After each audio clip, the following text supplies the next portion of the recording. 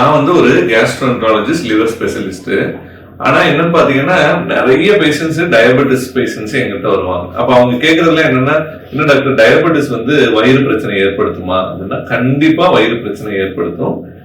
பொதுவா நீங்க எல்லாம் பாத்துருவீங்க, டயபெட்டிஸ்னால ஹார்ட் ப்ராப்ளம் வரும், கிட்னி ப்ராப்ளம் வரும், கண்ணுல ரெட்டினா ப்ராப்ளம் வரும், டயபெட்டிக் ஃபுட், கால்ல புண்ணு வரும், தீராத ஆறாத புண்ணு. ஆனா வயிறு பிரச்சனையும் வருமா அப்படின்னு ஆச்சரியமா கேட்போம். ஆனா டயபெட்டிஸ்னால நிறைய வயிறு பிரச்சனைகள் வரும். அது என்னென்ன அப்படிங்கறத நான் சொல்றேன்.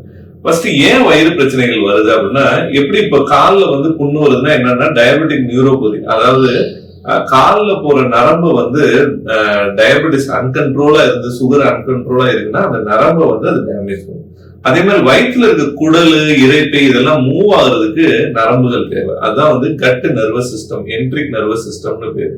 சோ அந்த மூவ் ஆகுறதுக்கு அது தேவை. அந்த நரம்புகள் வந்து அஃபெக்ட் ஆகும் டயபெட்டிஸ்ல. அது அஃபெக்ட் ஆச்சுன்னா அதனால பிரச்சனைகள் வரும். சோ ஃபர்ஸ்ட் என்ன அப்படின்னு பாத்தீங்கன்னா, என்ன காமனான ப்ராப்ளம் டயபெட்டிஸ்ல பாக்குறது அப்படின்னா, ஃபர்ஸ்ட் டயபெட்டிக் கேஸ்ட்ரோபாரசிஸ். அப்படின்னா என்னன்னா, நம்மளுடைய இரைப்பை வந்து ஸ்லோவா மூவ் ஆக ஆரம்பிக்கும். இந்த டயபெட்டிஸ் பேஷண்ட் நார்மலா நம்ம சாப்பிட்டோன்னே ஒரு 30 மினிட்ஸ்ல நல்லா செமிக்கணும், ஒரு 2 ஹவர்ஸ்க்குள்ள அந்த இரைப்பை வந்து எம்டி ஆயிடும். பட் டயபெட்டிஸ் பேஷண்ட்டுக்கு அதேதான், அந்த நரம்பு மண்டலம் வந்து அஃபெக்ட் ஆகுறதுனால அந்த ஸ்டொமக் வந்து மெதுவா மூவ் ஆகும். அப்ப மந்தமா சாப்பிட்டோன்னே ஒரு மந்தமா போஸ்ட் பிராண்டியல் ஃபுல்னஸ் அப்படின்னு சொல்லுவாங்க, சாணக்காரம். அப்ப இது இருக்குன்னா நம்ம ஃபர்ஸ்ட் இதுக்கு எண்டோஸ்கோபில போட்டு டயக்னோஸ் பண்ணுவோம். இதுக்கு டேப்லெட்ஸ் எல்லாம் இருக்கு. பட் இருந்தாலும் டயபெட்டிஸ் அக்யூரேட்டா கண்ட்ரோல் பண்ணாதான் அது வந்து செட்டில் ஆகும். செகண்ட் என்ன அப்படின்னு பாத்தீங்கன்னா, டயபெட்டிக் என்ட்ரோபதி. அதே மாதிரிதான், எப்படி இரைப்பையை அஃபெக்ட் பண்ற மாதிரி சிறுங்குடலையும் அது இந்த நரம்பு வந்து அஃபெக்ட் பண்ணும். அப்படின்ற பட்சத்துல பேஷண்ட்டுக்கு வந்து எய்தர் லூஸ் மோஷனா வரும், இல்ல மலச்சிக்கலா வரும். அப்ப சிறுங்குடல் வந்து சம்டைம் அதிகமா மூவ் ஆகும், இல்லைன்னா ரொம்ப ஸ்லோவா மூவ் ஆகி மலச்சிக்கல் வரும். அதே மாதிரி ஸ்லோவா மூவ் ஆகிறப்ப என்ன ஆகும் அப்படின்னு பாத்தீங்கன்னா, சிறுங்குடலுக்குள்ள பாக்டீரியல் ஓவர் குரோத், அதாவது வேற வேற பாக்டீரியா, கெட்ட பாக்டீரியா எல்லாமே அதிகமா வளர ஆரம்பிச்சிடும். இப்ப அதனால லூஸ் மோஷன் வர்றதுக்கு வாய்ப்பு இருக்கு. மூணாவது ரிஃப்ளெக்ஸ், ஆசிட் ரிஃப்ளெக்ஸ், எதிர்கழிச்சல் சொல்லுவோம், கேஸ்ட்ரோஎசோஃபேஜியல் ரிஃப்ளெக்ஸ். அது ஏன் வருது அப்படின்னா, உணவு குழாய்க்கு போற நரம்புகள் வந்து அஃபெக்ட் ஆகிறதுனால உணவு குழாய் ஸ்லோவா மூவ் ஆக ஆரம்பிக்கும். அப்படி உணவு குழாய் ஸ்லோவா மூவ் ஆகிறப்ப உணவு குழாய் கிளியரன்ஸ் ஆகாது. அப்ப இதனால ரிஃப்ளெக்ஸ் வரும். அந்த வால்வு, உணவு குழாய்க்கு இரைப்பையினுடைய நடுவுல இருக்க வால்வுமே அஃபெக்ட் ஆக வாய்ப்பு இருக்கு. அதுக்கப்புறம் வந்து லிவர், கல்லீரலுக்கு வந்தோம் அப்படின்னு பாத்தீங்கன்னா, நான் alcoholic fatty liver disease, NAFLD அப்படின்னு சொல்லுவாங்க.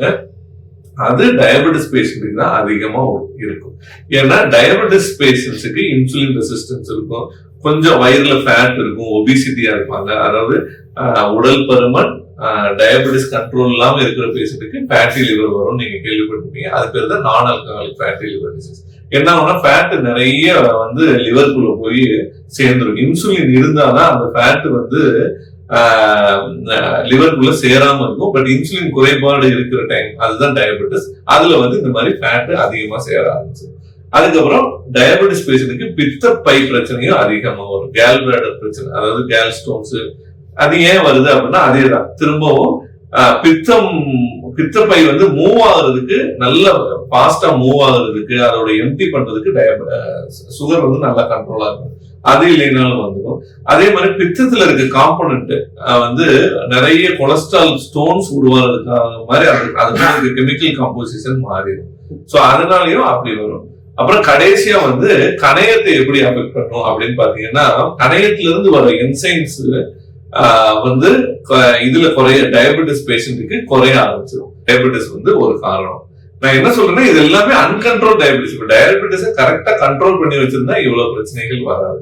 கண்ட்ரோல் பண்ணாத இடத்துல இந்த மாதிரி வர்றதுக்கு வாய்ப்புகள் இருக்கு. அப்புறம் கடைசியா வந்து கணையத்துக்கும் டயபெட்டிஸ்க்கும் என்ன சம்பந்தம்?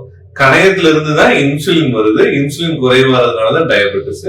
பட் டயபெட்டிஸ் பேஷண்ட்டுக்கு கணையத்துல இருந்து இயற்கையா வர்ற கெமிக்கல்ஸ், அதாவது பேங்க்ரியாட்டிக் என்சைம் சொல்லுவாங்க, நம்ம சாப்பிடுற உணவை செமிக்கக்கூடிய என்சைம்ஸ் வந்து வர்றது குறைஞ்சிடும். சோ அந்த மாதிரி டயபெட்டிஸ் உள்ள பேஷண்ட்டுக்கு இந்த மாதிரி பேங்க்ரியாஸோட என்சைம்ஸ் குறைஞ்சிடும். அதாவது எக்ஸோக்ரைன் இன்சஃபிஷியன்சி அப்படின்னு சொல்லுவாங்க. அந்த மாதிரி பேஷண்ட்டுக்கு கணையத்துல வந்து அந்த என்சைம்ஸ் குறையறதுனால செரிமானத்தன்மை கம்மியா இருக்கும்.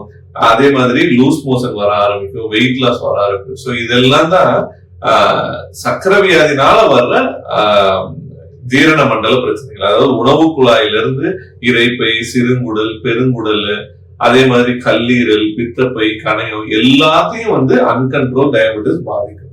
சோ அதனால டயபெட்டிஸ் வந்து கரெக்டா கண்ட்ரோல் பண்ணி வச்சுக்கிறது ரொம்ப ரொம்ப முக்கியம். தேங்க்யூ.